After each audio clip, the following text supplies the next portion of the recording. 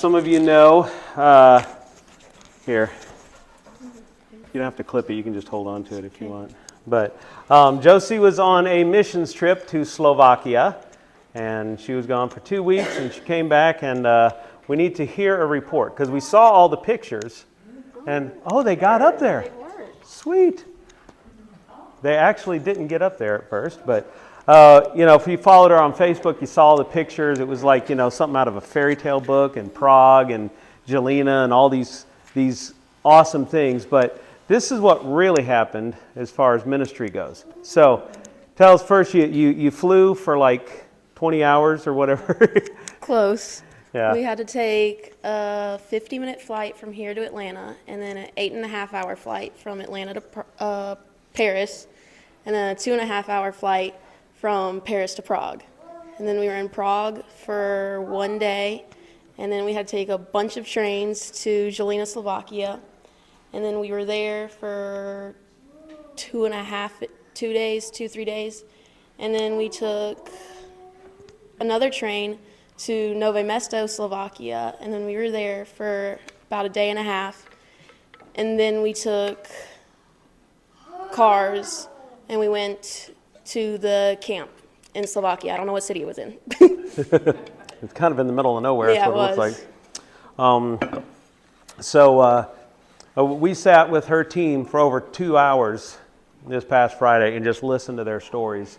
And we're not going to drag this out for 2 hours. We'd love to. But some of the training, and when you were in Jelena, you did training for the camp. Mm-hmm. What were some of the things you had to do as far as training goes?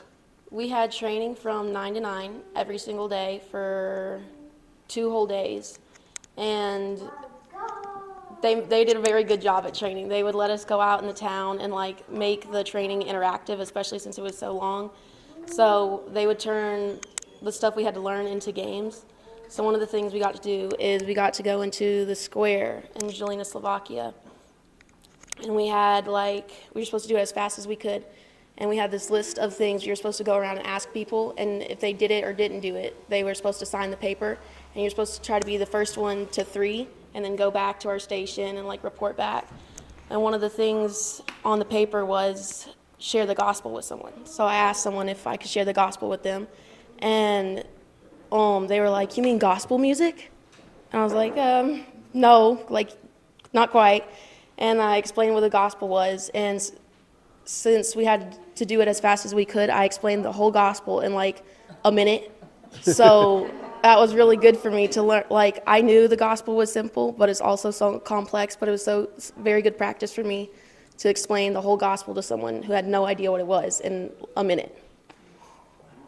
Yeah, that's pretty neat. I mean, to send a bunch of young people out and just practice sharing the gospel, and it's not like it's practice. Yeah. If they had said, "I want to get saved," nope, on to the next thing. Yeah. But then you went to the camp out in the middle of nowhere, and that started Sunday night.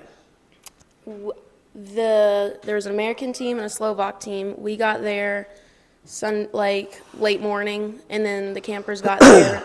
I think it was about 4 o'clock that afternoon. Okay, and that's what that picture is? Yes, that's them arriving on the bus. We made this big bridge they went under, and we cheered for them and we clapped for them, and there was bubbles going, and it took at least 10 minutes for everyone to get off the bus, and we just stood there cheering and clapping the whole time. That's cool. And then the Slovak team, they also worked as your interpreters? Yes, thankfully our translators. Each class, so I taught a beginner English class, so both the beginner English classes had I know mine had 2 translators. I think the other beginner class might have had 1, but whether they're advanced, beginner, or intermediate, each of the English classes had some sort of translator there, and whenever we would do main programming or whenever we were on a stage doing something, there would always be a translator. Well, that's cool. And then they did the sports side. You guys did the English instruction, and they did the sports? Yes, there was. So for 3 days out of the camp was 7 days long. There was 2 hours in the morning where we would teach them conversational English, And if they didn't want to do that, or if they already knew English or just weren't interested in it, there was a sports track side they could go to. So they had to sign up beforehand, before the camp, whether they do English or sports track. But those were the 2 parts of the camp. So first thing in the morning, what after you woke up, what did you do first? So every morning at 7 a.m., we would, the Slovak team and the American team would have a morning meeting for about an hour. And so from about 7 to 8, we would sit there and we would talk about whatever the plans were for the day, and you would, if you were emceeing that night or putting on a skit or whatever you're doing, you would get that assignment then. So when did you wake up? About 6:45. You just rolled it? Yeah, rolled out the bed. We did not look our best at those meetings, but that's okay. Rolled out the bed and went to the meetings. Sometimes we were not awake at those meetings, but we were there, and that's all that mattered. So Yeah. that's one thing Kevin said was unusual was, it's like, oh, you're speaking in chapel tonight. You found out Yeah. on that morning you were speaking in chapel that night, and We never got, if we were speaking some sort of like something with the Bible, we knew that. Emma was one of the girls on the American team. She gave a talk one night. So during the evening program, I wasn't in there for it because I was setting up for something else, but she gave some sort of talk or speech about who God is and how he's the way, the truth, and the life. But she knew that beforehand, before we left for the trip. But whether you were emceeing that night or putting on a skit or whatever, you would get that in the mornings. And then after that was breakfast? Yes, we had the American and Slovak team had a morning meeting every morning. And then if your campers weren't already awake, you're supposed to, because each person was in a room with campers. So if they weren't already awake, you were supposed to go make sure they were awake and wake them up. Then we'd have breakfast, and then we'd have morning programs, which they would just kind of talk about what we were doing that day, what the different games were, and sometimes they talk about the scoreboard from yesterday's games. And then we would have English classes, and then so 3 days we had English classes. One day we had a hike, and that was really fun. Then another day we had a big game called Where's Kevin? Kevin was our leader. And they showed at the morning program, they showed the clip from Home Alone 2 where they're like, pass us Kevin, pass us Kevin, pass us Kevin. Kevin's not here. And so Kevin had 10 minutes to hide in the site the camp was on was huge. There was pastures and it was on a farm, and it was out in the middle of nowhere. There was woods, there was pastures. And so he had 10, 15 minutes to go hide wherever, and we had 2 hours to find him. That was really fun. So, Jonathan, go on to some of those other pictures real quick. When I asked Josie, flip to the next one. When I asked her, what is this? What was this picture? That is my English class. We had English class outside under the pavilion, and that is them eating their American candy. They loved the American candy. We brought pounds upon pounds upon pounds of American candy. Yes, I brought close to 20 pounds of American candy. My entire left side of my carry-on suitcase was just candy. Yeah. But then you brought home Slovak candy because we like Oh, yeah. But yeah, scroll to one of the next pictures. It's kind of neat when I was asking her, what was this? She's like, that was my English class. I'm like, well, they look like they're playing a game. Explain. This is not my English class. Okay, that's not your English class. Go to another one. That is not Another my one. English class. That's dance. Keep going. We're gonna find one. Was that English That's class? my English Okay, there's class. English Okay. All right. So In no particular order. I was working on making index cards for the next game, and the guy in the blue shirt to the right of me, that is Dario. He was amazing. He's one of my translators. He was keeping the scoreboard, and in the back you can see one of the girls playing a game. We were playing hide and seek with some of the vocab words I taught them. So we went over a vocab sheet and went over what the words were and the definition and how to pronounce them and the tense and everything, because that's something they tend to struggle with, is learning past tense in the other languages.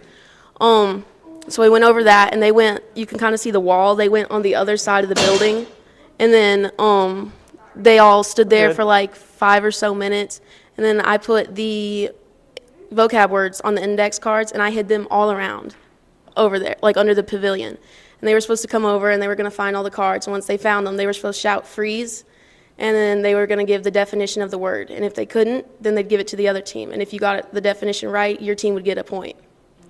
It was fun. We got to play lots of different games. It wasn't, we had a curriculum we could use, but we didn't have to follow it like step by step. You could use it or you didn't have to use it, and they gave different themes you could use. So I used some of the themes. We did skits, we played telephone, we played all kinds of different games. So now this is, I'm going to start focusing. After this, you did English class, and you had sports or games in the afternoon? It was not the afternoon yet. So English class was from like 9 to 11, I think, if I remember right. And then we would do initiatives. So each person, so I had one of the beginner English classes. Each person, their class was also their team. And so throughout the week, would have different games, like the teams would compete against each other. And so we would have like initiatives, which was a time to work with your team. We'd play a game, and it would be a team building game. And then, so you'd play that for like 30 or so minutes. And then after, you would have 30 or so minutes of discussion time. Talk how you could improve it, or if you thought it already did great, or just your opinion on the whole thing. Okay. Then after initiatives, we would have lunch. And then in the afternoons, we would have activities. So they were just big games that would last like 2 or 3 hours. And they were very, very complicated, and they were a lot of fun. And then we'd have, on those days, I think after that, I think it was like, some days we had times in the afternoon, it was kind of free time, but not really. You could choose between doing a craft they had, and there was like often 2 different crafts you could choose from, or learning an American sport, and that was fun. And then dinner, and then we'd play an icebreaker game every single night. And then we also had a camp dance we would do every single morning and every single evening, and it was really fun. So when did you teach your dance class? On Thursday. You just taught it for one day? Yeah. Wow. I saw some videos of the dances. You taught them. How many different dances did you teach them? Like 3-ish. The third one I taught them Footloose, which, if you know, that's very hard. And so, especially since some of them like never danced before. So the third one, some of them got it, some of them didn't, and we didn't have as much time at the end. But Thursday afternoon, the American team or the Slovak team, we had workshops, and so you had time. You could you had to know before the camp. So you had times where you could teach a little class. So I taught a dance class. Adam, our leader, taught a chess workshop and a translating workshop. There was a hair braiding workshop. There was a chill out workshop, so they could just go and chill in the chill out zone. That's for the introverts. Yeah, that's what they said too, actually. Yeah. There's a couple other ones I can't. Oh, there was slip and slide kickball that some of the other American team put on. But I had 2 workshops, and they were an hour long, and I taught them the church clap and Cotton Eye Joe and some of Footloose, and it was a lot of fun. And then we'd have a party every single night. It was called E-Night. And on the last E-Night, E-Night was supposed to be 2 hours, but the last night it was more like 4.5. And we did the church clap and the Macarena and the Cotton Eye Joe and all that stuff, and it was a lot of fun. You brought Cotton Eye Joe to Slovakia. Mm-hmm. Good job. And they loved it. So when did you normally get in bed every night? It was supposed to be 11:30. I think the earliest I got in bed that entire week at camp was 12:20. The latest I got in bed was close to 3. And That's why you rolled out at 6:45. Yes. And even the nights when I went to bed around 12, so I had a little bit more sleep. You were always active for the most part, so it was tiring, but it was so much fun. Well, the one thing I took away from our meeting on Friday was when Kevin was talking about building relationships. Mm-hmm. Like you said, you had the team building things, that a lot of these kids, I said, what was the difference somebody said, the difference between your English class and what they teach in school? Mm. And he said, in school, they're mean. The culture there in schools is shame-based. So like if you get one thing wrong, like you just pronounce it wrong, they will straight up tell you you're stupid and that you can't, that you're not smart and that you're never going to go anywhere in life, and they will just shame you in front of the whole class. And so the idea of building relationships. I remember when we went to camp, the counselors were there to supervise the kids. They were basically, the wardens. Yeah, 500 kids running around camp, and the counselors were the wardens. You were more interactive. Oh, you yeah. were very involved, so that by day 4, the way Kevin explained it, you didn't present the gospel till day 4. Yeah, we had the evening program every single night, and I wasn't in there for like the main part of the evening program a lot of nights because every E-night had a theme, and so I was outside like setting up for the E-nights. But every single night leading up till Thursday night, so I think that was like 4 or 5 nights, they had some sort of talk. Somebody from the American or the Slovak team would give about the theme for the camp as a whole that week was the original. And so how God is the original and how he is the way, the truth, and the life, and just explained who God was, or who God is, and who he is and why you need him in your life. And they gave some sort of talk about that every single night. And then Thursday night is what we call the gospel night. And Timo, one of my friends on the Slovak team, he was 18. He preached the gospel that night. And 5 kids got saved that night. It was really awesome. Including his little brother. It was really awesome. His brother, I believe he's like 13-ish. He got saved, and it was really awesome.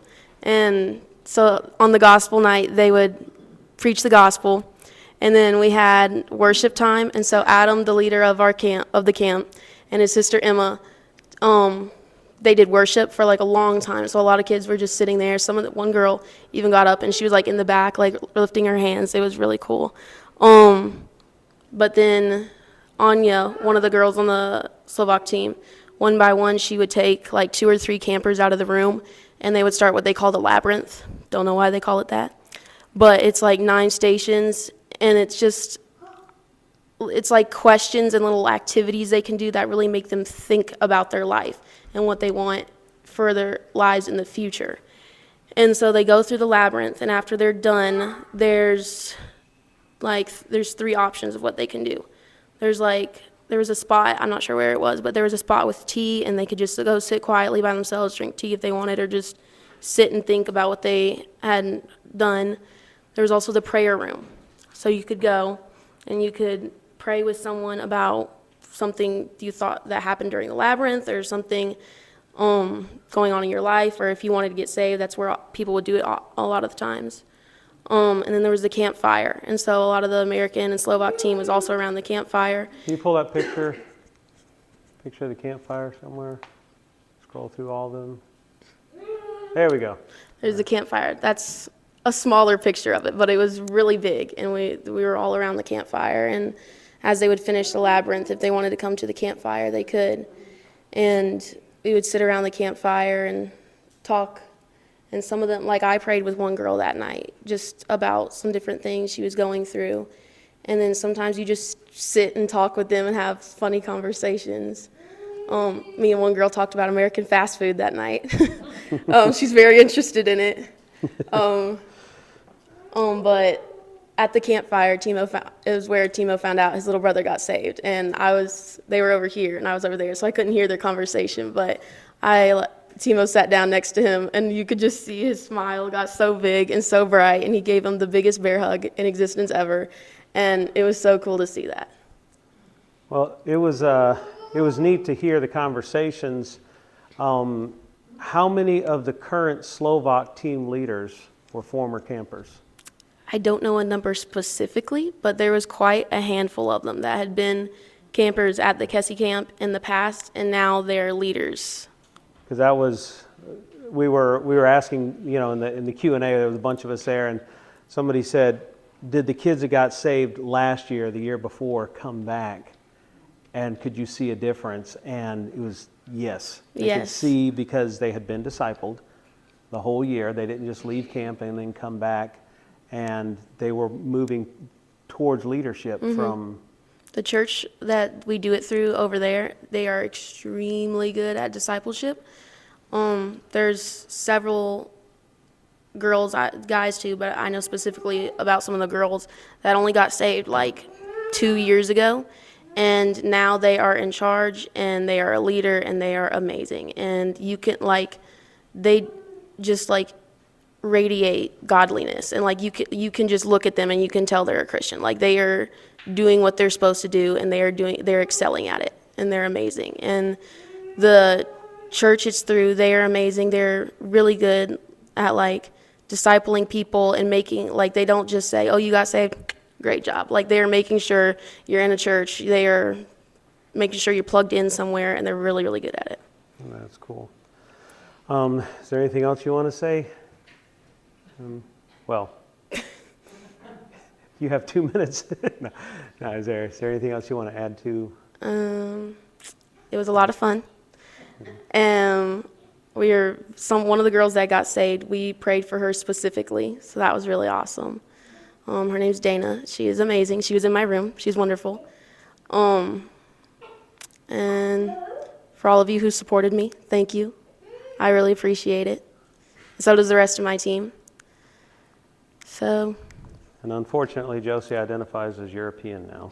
Yeah. She wants to go back so bad. Yeah, I say that at least 25, 30 times a day. Yes. And everything reminds me of over there. Yeah. So in the future, we'll put together more pictures and more testimonials and stuff. But you guys, thank you for praying and giving and supporting in every way. Yes. And I'm glad to hear the good report come you. back.